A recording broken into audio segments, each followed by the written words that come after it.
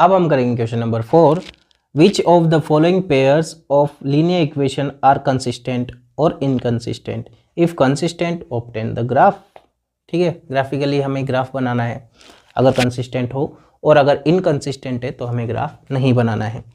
तो करते हैं हम। फर्स्ट वाला क्या करेंगे, हम वही कोफिशिएंट को कंपेयर करेंगे। a1/a2 क्या हो जाएगा 1/2, b1/b2 क्या हो जाएगा 1/2, c1/c2 क्या हो जाएगा 1/2, क्योंकि 5 से 1 टाइम 5 से 2 टाइम, ठीक है, तो 1/2। तो हियर क्या हो जाएगा, हियर a1/a2 इक्वल है b1/b2 के, और वो भी इक्वल है c1/c2। तो क्या हो जाएगी, कंसिस्टेंट हो जाएगी equation. So the equation are consistent, ठीक है। अब कंसिस्टेंट है तो हमें क्या बनाना है, ग्राफ बनाना है। तो यहाँ से हम क्या करेंगे, 2 कॉमन ले लेंगे। x + y = 5, x = 5 - y, ठीक है। अब यहाँ से x और y का मान हम निकालेंगे, यानी कि वैल्यू निकालेंगे। तो निकाल लेते हैं हम, 3 वैल्यूज निकालेंगे। यहाँ पर हम 2 कॉमन ले लेंगे।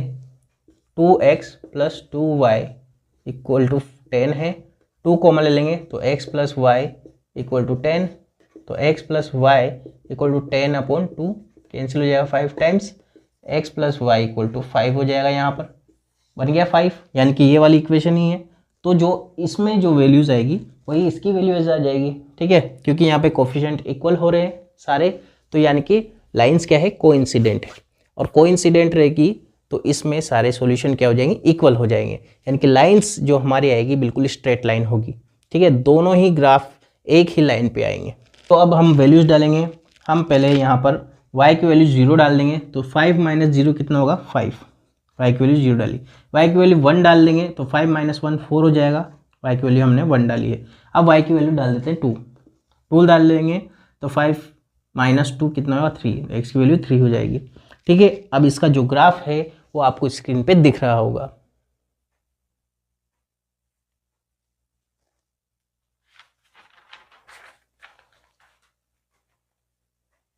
अब इसका सेकंड पार्ट करेंगे हम। तो यहाँ पर a1/a2 की वैल्यू हम निकालेंगे। तो a1 की वैल्यू 1 और a2 की वैल्यू है 3। b1/b2 की वैल्यू निकालेंगे। तो b1 की वैल्यू -1 और b2 की वैल्यू है -3, 1/3 हो गई ये भी। और c1/c2 की वैल्यू, c1/c2 की वैल्यू 8/16, यानी कि 1/2 हो गई है। तो यहाँ पर क्या हो जाएगा, a1/a2 = b1/b2 but not equal c1/c2। तो क्या हो जाएगी, जो इक्वेशन हो जाएगी वो क्या हो जाएगी, इनकंसिस्टेंट हो जाएगी, इनकंसिस्टेंट। तो हमें इसका ग्राफ नहीं बनाना है, अगर कंसिस्टेंट हो तो ग्राफ बनाना है, ठीक है। अब हम आगे करते हैं यहाँ पे थर्ड वाला क्वेश्चन। तो a1/a2 निकालते हैं, 2/4 यानी कि 1/2 बन जाएगा।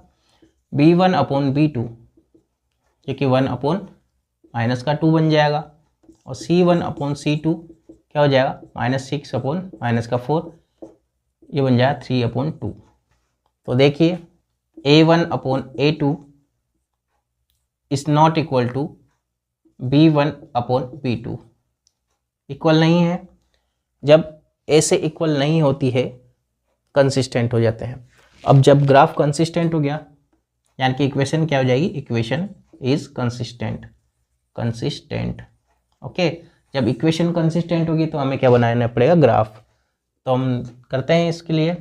तो 2x + y = 6, 2x = 6 - y, x = 6 - y/2, ठीक है। हम यहाँ पे y की वैल्यू पुट करेंगे और x की वैल्यू हम निकालते जाएंगे, ठीक है। तो हम टेबल बना लेते हैं पहले x और y के लिए, और हम वैल्यू डालेंगे और फिर इसकी ग्राफ निकालेंगे। तो हम x की वैल्यू डाल देते हैं, सॉरी y की वैल्यू डाल देते हैं 2, 4 और 6 डाल देते हैं। 2 डालेंगे तो 6 - 2 कितना होगा 4, 4/2 यानी कि 2। ऐसे करेंगे हम, 6 - 2/2, 6 में से 2 जाएगा तो 4/2, 2 से 4 2 टाइम्स तो x की वैल्यू कितनी आ जाएगी 2। ठीक है, अब हम क्या करेंगे, यहाँ पर y की वैल्यू क्या डालेंगे, 4 डाल देंगे। तो 6 - 4 अपॉन 2, तो 6 - 4 यानी कि 2 अपॉन 2, 2 से 2 कैंसिल, क्या हो जाएगा 1। ठीक है, अब यहाँ पे हम डाल देंगे 6, 6 - 6 0, 0 अपॉन 2 यानी कि 0। तो ये तो हमारी फर्स्ट इक्वेशन के लिए आ गई है। अब सेकेंड इक्वेशन के लिए कर देंगे हम, क्या है 4x - 2y इक्वल टू 4 हो जाएगा। 4x equal to 4 - 2y sorry plus 2y, x equal to 4 + 2y upon 4। अब यहाँ पर भी हम क्या करेंगे, y की वैल्यू डालेंगे और x की वैल्यू निकाल लेंगे। तो पुट करते हैं हम, क्या है इक्वेशन हमारी, x equal to 4 + 2y upon 4। हम टेबल बना लेते हैं पहले x और y की वैल्यूज़ के लिए, ये x और ये y। ठीक है, y की वैल्यू हम -2 0 और 2 डाल देंगे।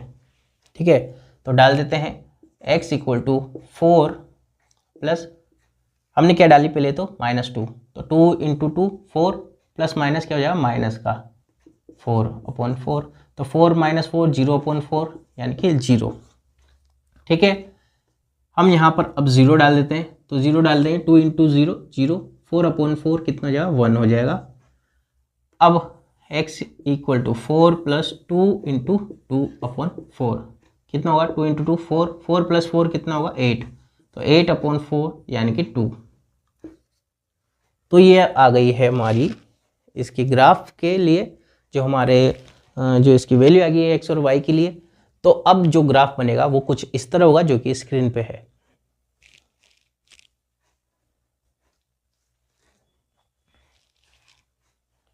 और इस ग्राफ का जो सॉल्यूशन होगा वो होगा 2, 2। अब इसका फोर्थ पार्ट है वो कर रहे हैं हम। देखिए यहाँ पर a1 अपॉन a2 की वैल्यू कितनी आ जाएगी, 2 अपॉन 4 यानी कि 1 अपॉन 2। b1 अपॉन b2 की वैल्यू कितनी आ जाएगी, -2 अपॉन -4 यानी कि ये भी 1 अपॉन 2 हो जाएगी। और c1 अपॉन c2 की वैल्यू कितनी आ जाएगी, -2 अपॉन -5 यानी कि ये क्या हो जाएगी, 2 अपॉन 5 हो जाएगी। तो क्या हो जाएगा, here a1 upon a2 equal to b1 upon b2 but not equal to c1 upon c2। तो क्या हो जाएगा, so the equations are inconsistent, और अगर इक्वेशन इनकंसिस्टेंट है तो इसका ग्राफ नहीं बनेगा। ये हो गया हमारा इसका क्वेश्चन नंबर 4 कंप्लीट।